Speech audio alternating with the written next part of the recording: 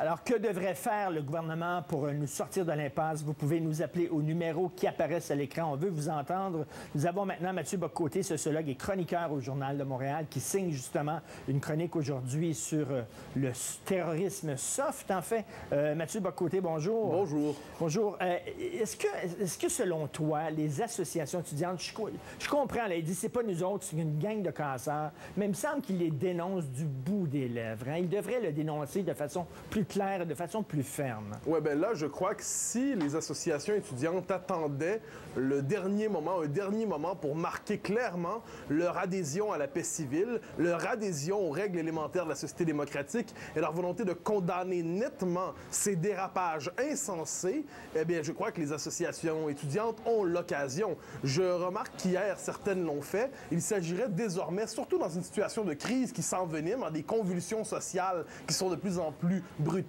je crois que l'occasion serait très bienvenue en ce moment pour justement appeler un retour à l'ordre dans tous les sens du terme. Et puis à partir de là, la question des frais de scolarité se posera toujours, mais elle se posera dans un contexte civilisé et démocratique et pas dans un contexte où des casseurs tiennent en otage une partie significative de la population. Est-ce que tu es déçu de l'attitude, on en parlait tantôt avec Jean Lapierre, de la mollesse des administrations des cégeps et des universités? Parce que là, il y a des injonctions et là, ils font pas respecter les injonctions. Mais c'est qu'il y a un paradoxe en ce moment. Hein. On assiste à la fois au vomissement de l'autorité et à la dissolution de l'autorité. C'est-à-dire, d'un point de vue, les casseurs et une certaine frange radicale du mouvement étudiant nous dit l'autorité est illégitime, la police, c'est l'expression de l'État fasciste, l'État est fondamentalement répressif. Donc là, l'autorité légitime de l'État est présentée comme absolument insensée. Et de l'autre côté, on voit les autorités québécoises constater une forme de dissolution, comme s'ils croyaient finalement leurs adversaires les plus déterminés, comme s'ils se disaient dans les faits, il est vrai, nous sommes coupables. Et là, on voit ça de la direction des cégeps jusqu'au gouvernement. Il y a une forme de mollesse un peu insensée. Et là, personne n'en appelle ici. J'entendais tantôt, vous disiez que des gens en appelaient à l'armée. C'est absolument insensé. Personne ne souhaite ça, personne ne désire ça. Mais ce qu'on voit là-dedans, c'est que c'est le symptôme dans la population d'une exaspération sécuritaire, c'est-à-dire il est temps que les choses reviennent à l'ordre. Et de ce point de vue-là, j'y reviens, les premiers à avoir un rôle à jouer en ce moment, ce sont les leaders étudiants qui doivent dire ça là doit cesser. Le chaos ne nous sert même pas. Ils ne doivent pas l'oublier, le chaos ne les sert d'aucune manière. Et de leur point de vue, ils auraient avantage à se rallier à ce grand consensus démocratique qui est le suivant. Nous sommes une société de liberté qui ne veut pas vivre avec des affrontements dans les rues tous les jours. Que devrait faire le gouvernement? Bien, dans les circonstances, le gouvernement, quand je disais une espèce de rassemblement des forces vives de la nation là-dessus, c'est-à-dire marquer cette espèce de grande rencontre qu'on peut souhaiter avec l'opposition officielle, avec le gouvernement, avec les leaders étudiants, cette espèce d'idée d'un appel commun au retour au calme serait indispensable. Une fois que c'est dit, que le gouvernement ne se laisse pas intimider à outrance par ceux qui lui disent toujours de négocier avec tout le monde. Négocier, certes, mais négocier avec qui? Négocier avec les associations étudiantes les plus modérées, probablement. Encore devrait-elle consentir à se désolidariser de la classe, qui elle-même devrait marquer une rupture claire avec les voyous, sans quoi en ce moment il n'y a pas de solution facile, quoi qu'on en pense, il y a simplement un chaos. Voilà pourquoi je dis que la première étape, c'est ce retour au calme indispensable qui rend possible le reste. Mathieu Bock-Côté, on le sait tous, tu es un nationaliste, un indépendantiste même. Qu'est-ce que tu penses du PQ dans cette crise-là?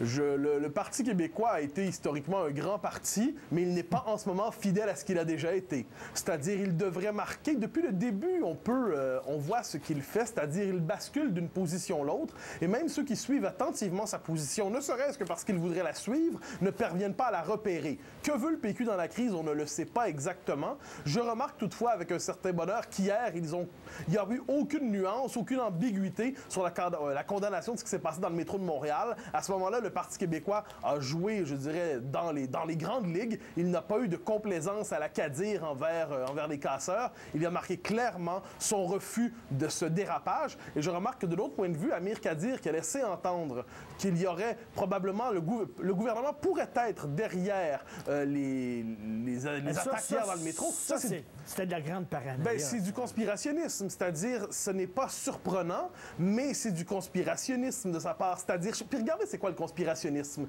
Ça repose sur l'idée suivante. Le gouvernement nous ment, les autorités nous mentent, tout est un vaste complot pour justifier la domination des forts sur les faibles. Et cette mentalité-là, eh bien, on la voit partout en ce moment. Et je le dis, quand on est dans une situation politique ou sociale, où ce n'est plus le débat entre deux positions légitimes, mais entre le bien et le mal, eh bien, tout est permis. On peut déguiser le premier ministre en nazi sur les réseaux sociaux, on peut aller s'en prendre au bien des gens dans des émeutes urbaines, on peut aller manifester devant un chroniqueur pour hurler chez lui devant des slogans de manière absolument insensée en s'en prenant à une personne privée. On peut tout faire parce que ce n'est plus une lutte entre des projets également légitimes, c'est le bien contre le mal. Et de ce point de vue-là, si vous êtes devant le mal, vous ne discutez pas avec lui, vous cherchez à le faire taire. C'est ce qu'on cherche à faire en ce moment avec les autorités établies. On cherche à les faire taire, on cherche à faire taire les partisans de la hausse, qu'ils aient raison ou tort. En ce moment, je dirais que le débat public est empoisonné en ce moment et nous devons, de ce point de vue, le nettoyer. On a Yvan au bout du fil. Yvan, on vous écoute. Oui. Bonjour. On peut blâmer le gouvernement Charest de ne pas prendre de moyens radicaux parce qu'on a l'exemple que Victoriaville, qu'est-ce qui est arrivé, c'est que PQ demande une enquête sur les agissements de la police. Donc la solution du problème, c'est qu'il va falloir que des partis d'opposition, la CAQ, le Parti québécois, au gouvernement, puis qu'ils soient en mesure de prendre des moyens plus radicaux. Merci beaucoup, Yvan. On a un petit problème technique, mais Mathieu Bock-Côté, est-ce que les partis, parce que j'entendais ce que Yvan voulait dire, est-ce que les partis devraient passer outre, par-dessus leur petit intérêt à eux, électoralistes, et essayer de faire comme un genre de front commun avec le gouvernement en faisant un appel au calme? Oui, ben voilà, c'est ce que je disais tantôt, c'est-à-dire il faut se rappeler une chose, c'est que quoi qu'en pensent les casseurs et quoi qu'en pensent les extrémistes, le Parlement n'est pas un Parlement fantoche. Le Parlement n'est pas un Parlement bourgeois qui masquerait la domination des dominés, bon, et ainsi de suite. Le Parlement, c'est l'institution autour de laquelle nous nous réconcilions malgré nos désaccords. Alors, qu'est-ce que c'est le Parlement? C'est l'opposition qui dit « un jour, demain, je gouvernerai peut-être » et c'est le gouvernement qui dit « un jour, demain, je serai peut-être dans l'opposition ». Autrement dit, nous avons des institutions qui nous rassemblent. Eh bien, en ce moment, dans une situation comme on la voit en ce moment, je crois qu'il y a un appel au rassemblement derrière nos institutions, derrière la stabilité démocratique qui est indispensable. Il faut se rappeler une chose, la démocratie n'a pas toujours à s'aplatir devant ceux qui veulent lui piler dessus. En ce moment, il y a beaucoup plus de choses qui rassemblent le gouvernement, la CAQ et le Parti québécois que de choses qui rassemblent l'opposition et les casseurs. C'est le moins qu'on puisse dire. Il me semble que l'ensemble de notre classe politique en ce moment devrait se rassembler sous le signe de la démocratie et je crois que la population lui en serait reconnaissante. Et penser à l'intérêt général plutôt qu'à l'intérêt de leur propre parti. On reste avec Mathieu Bock-Côté, on s'en va à la pause, on revient avec lui tout de suite après la pause.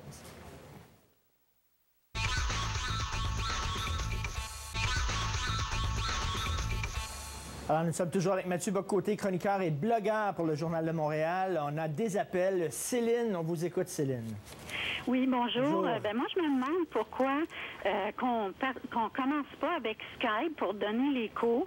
Comme ça, tous les étudiants qui voudraient suivre leurs cours et atteindre leur quota et avoir leur diplôme auraient tout en main pour réussir.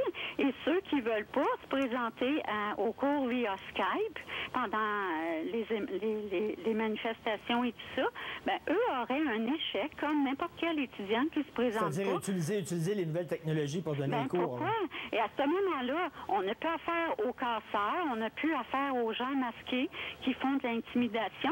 L'autre chose, je trouve que, bon, pas vous, mais les autres médias portent beaucoup d'attention sur le gel qui n'a pas eu lieu, le gel de la hausse, mais ils ne portent pas beaucoup d'attention à la bonification des bourses. Il y a plusieurs amis de mes filles qui n'étaient pas au courant que là, il y avait un système de bourse. Pourtant, ils sont allés aux assemblées, puis ça se parle moins qu'on pense. Merci beaucoup, Céline. Maxime, au bout du fil. Maxime, on vous écoute. Bonjour, M. Bonjour.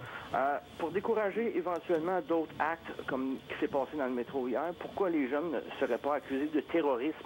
Parce que si on lit la définition dans le dictionnaire, c'est ensemble d'actes de violence commis par une organisation pour créer un climat d'insécurité pour une revendication politique et ou renverser le gouvernement établi.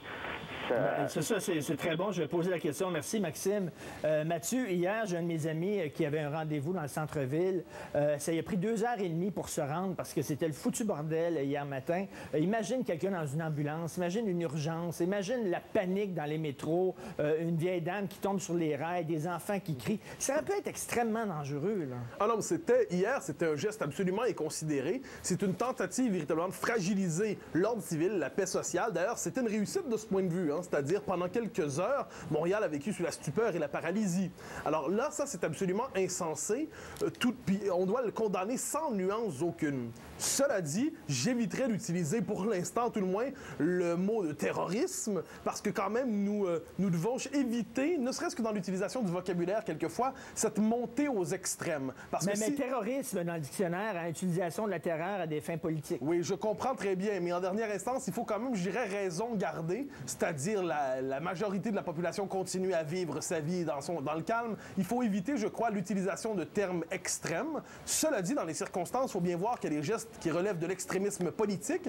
Et petite chose, si on veut comprendre ce qui se passe en ce moment, il faudrait voir quelle est la philosophie, la psychologie de cette frange marginale des radicaux. Mathieu, ces radicaux-là qui trouvent justement la classe trop molle, il faut le faire. Alors, ces radicaux-là, ils se regroupent autour d'un groupuscule qui s'appelle la Force étudiante critique. Je suis allé lire leur manifeste. C'est comme une secte religieuse, là.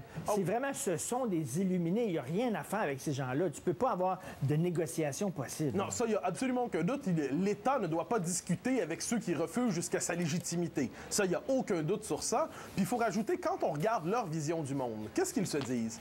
Eux, la casse, ils sont très heureux. Je parle des casseurs, ils sont très heureux de ça pour une raison simple. C'est-à-dire, plus l'ordre social devient violent, plus il y a des convulsions sociales, plus il y a une montée aux extrêmes, ils ont l'impression que de ce chaos accouchera une violence révolutionnaire. Hein, c'est un vieux pattern, pour le dire avec un mot de circonstance, dans les groupes radicaux. C'est-à-dire, plus ça va mal, plus la population va s'exaspérer et là, il va y avoir une forme d'éclair de conscience révolutionnaire, puis la population embarque dans le changement. Mais écoute, c'est du marxisme, la formule classique de Marx, qui est la violence et la grande accoucheuse de l'histoire. C'est la thèse révolutionnaire par excellence. Et de ce point de vue, on devrait se rappeler que la démocratie repose sur une toute autre vision des choses. C'est la discussion démocratique qui accouche de l'histoire, pas la violence. Tu parles de discussion. Voici une phrase tirée du manifeste de la Force étudiante critique. Écoute bien ça. L'optique d'une lutte victorieuse est incompatible avec l'idée du compromis. Donc, ils le disent, on ne veut pas faire de compromis, on ne veut pas négocier. Ah ben voilà pourquoi, avec ces gens-là, je dis, il y a non seulement zéro négociation possible, mais il faut prendre au sérieux ces gens. C'est-à-dire, et moi, la question que je me pose, c'est jusqu'où ça va aller? Parce que là, hier, c'était le métro. Là, ensuite, ce sera le Grand Prix.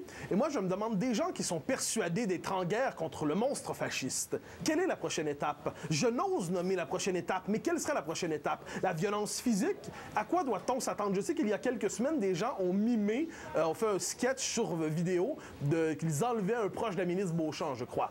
Pour l'instant, ce n'était qu'un sketch. Mais est-ce que des radicaux, des extrémistes vont aller jusque-là? Je n'ose le croire, mais j'aurais jamais cru il y a quelques semaines me poser une telle question dans la société québécoise.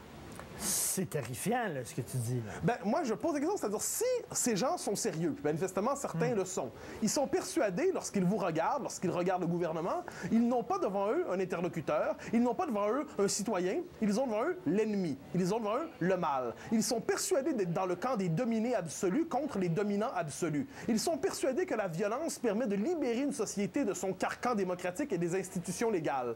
Quand on a cette mentalité, jusqu'où peut-on aller? Quand on a cette mentalité, jusqu'où va-t-on aller? Et moi, c'est ce qui m'inquiète beaucoup en ce moment. Voilà pourquoi je refusais d'utiliser le mot terrorisme, pour le dire ainsi, parce que je crains, mais je crains plus que tout, qu'il y ait d'autres débordements. Et là, il ne faut pas oublier en plus... Il n'y a rien de pire qu'une brute qui se croit dans le droit chemin. Et l'extrémisme est une drogue dure. Ça, il ne faut jamais l'oublier. C'est-à-dire, quand vous allez dans la contestation, pour avoir le même sentiment d'excitation révolutionnaire, vous devez aller toujours encore plus loin. Eh bien, moi, je m'inquiète beaucoup de ce qu'est ce plus loin en ce moment. Voilà pourquoi je disais tantôt, au tout début, que les leaders étudiants, les syndicats, le gouvernement, les partis d'opposition, en ce moment, il devrait y avoir ce grand appel au calme démocratique pour que les radicaux, ne puissent plus instrumentaliser quelque violence ou manifestation que ce soit pour que les radicaux soient radicaux seuls dans leur coin, qu'ils n'aient plus la possibilité de détourner des manifestations. Que les associations aussi s'en démarquent justement, oui, très clairement. clair et net. On est rendu au moment où ça doit se faire. Merci beaucoup, Mathieu Bock-Côté. Mathieu Bock-Côté, blogueur, chroniqueur pour le Journal de Montréal. Après la pause, Éric Duhaime qui va ajouter son grain de sel.